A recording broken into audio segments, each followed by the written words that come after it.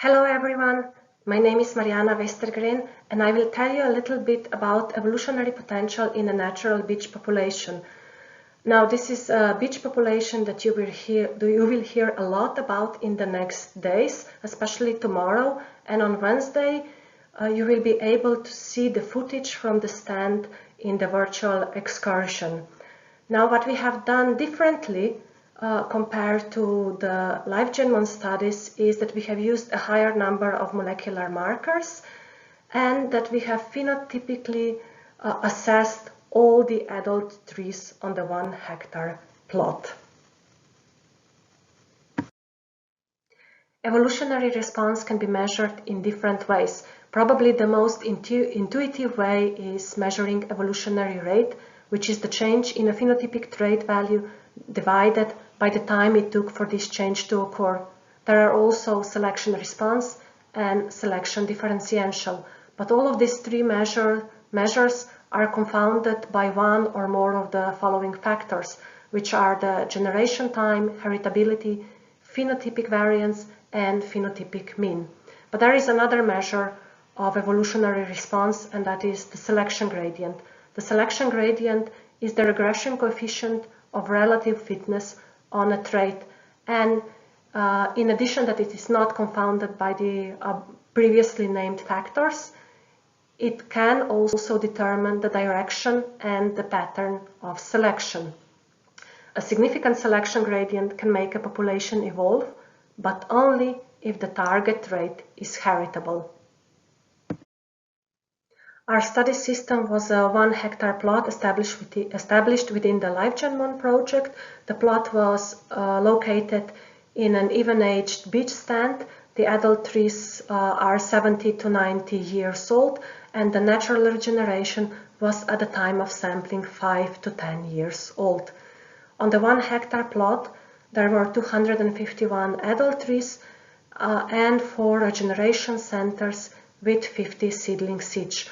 All these adult trees and seedlings underwent molecular analysis with 15 microsatellite loci, and in addition, all adult trees were regularly monitored for phenotypic traits. As I said before, a significant selection gradient can make a population evolve, but only if the trait we are looking into is heritable. So to see if we have evolutionary potential in the population, we have to estimate selection gradients on one side and heritability on the other side. Now, to estimate the selection gradient, we have to have relative fitness and phenotypic traits that we are looking into. And for heritability, we have to look at the same phenotypic traits, but we also have to reconstruct the pedigree that is then used as a random factor in the model when we are calculating heritabilities. Now we have used effective fecundity as a proxy for relative fitness, and we calculated this effective fecundity with the MEM seedlings extension, and MEM stands for mixed effects mating model. What we have used is the established regeneration. This means that the seedlings were at the time of sampling 5 to 10 years old, and they have passed the initial stages of natural selection. Now we think these are more relevant comparing to seed, because a seed still needs to undergo maturation, germination, and early survival after germination. The phenotypic traits that we were looking at are growth, spring and autumn phenology, flowering, and fructification. And for calculating heritability, I said before that we need to reconstruct the pedigree, and we have done this by using MolKuan's version 2 software, and this method simulates uses simulated annealing to identify the pedigree that best matches the coancestry matrix that we have observed using our 15 molecular markers, our 15 microsatellites. Shortly on the intermediate results that were needed as an input for further calculations of selection gradients and heritabilities, the effective fecundity was highly skewed in our population. There were some trees that were contributing more offspring, and there were some trees that did not contribute any offspring to the next generation. So the larger the circle, the colored circle, the more offspring the tree has, and the gray dots, those are trees with no offspring in the sampled regeneration. The phenotypic traits varied across year. On top you have bud burst, on the bottom leaf senescence, and what you can see for bud burst is that in 2018 the bud burst started later than in the other two monitored years and finished earlier than in the other two monitored years. And this variation across years bears consequences then for selection gradients and heritabilities. And lastly, the pedigree. The co-ancestry matrix estimated from the best pedigree reconstruction had a correlation of 0.77 with the observed co-ancestry matrix, and this pedigree went back 3 generations. Before going on to the results of the selection gradient analysis, I would just like to point out that the linear selection gradients lead to directional selection, while the quadratic selection gradients can either mean stabilizing selection or disruptive selection. On this slide you can see the results of the Univariate selection gradients analysis for 2018, and what you can see is that we've been monitoring 10 traits, and they fall into the following broad categories: growth, bud burst, reproduction, and leaf senescence. Now, half of these selection gradients were significant despite being low for the linear function, and only one of the selection gradients was also significant for the quadratic function. A similar table for 2019 than on the previous slide. What you can see here is that again we have selection gradients that are significant, linear and quadratic, that they are low, and of course there are selection gradients that are not significant. The ones depicted with the orange star on the left, they are kind of going in the same direction or are not significant, just as in 2018. The others did not match. We have computed also multivariate selection gradients, and these are maybe even more relevant as they account for correlations among different traits. Now we have used principal component analysis to do this, and the PCs explained 72 and 75% of variation depending on the year. And on the graph we can see one of these multivariate selection gradients. The PCs, they loaded with mostly with tree size, and to a large extent also with the tree phenology, the flowering phenology and the bud burst, as well as the amount of fruits. And what you can see is that we have a linear selection gradient for big trees with early phenology and higher amount of fruits.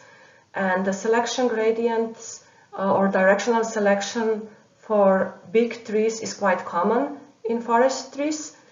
But what is kind of new is that the early phenology, both flowering and leaf phenology, also matters. We saw on the previous slide that in addition to being big, it is also good to be early. And this slide here, this graph actually confirms that, but it also tells us that being too early is not good. What you can see here is that we have a linear and quadratic selection gradient, both significant, and they are working together. So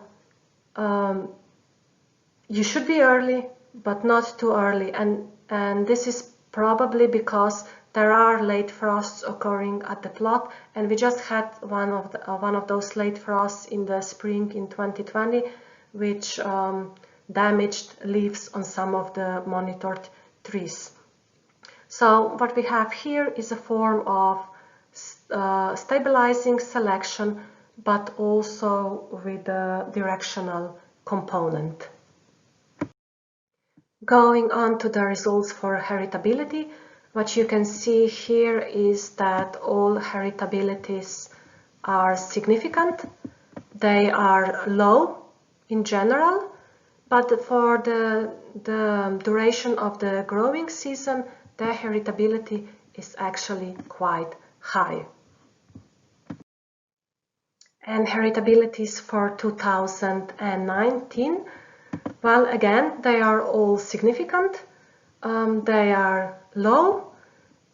Here, the heritability for the length of the bud burst is the highest, while the heritability for the length of the growing season is actually comparable to other heritabilities. I said before that our selection gradients were low and that our heritabilities were, except for some exceptions, also on the low side.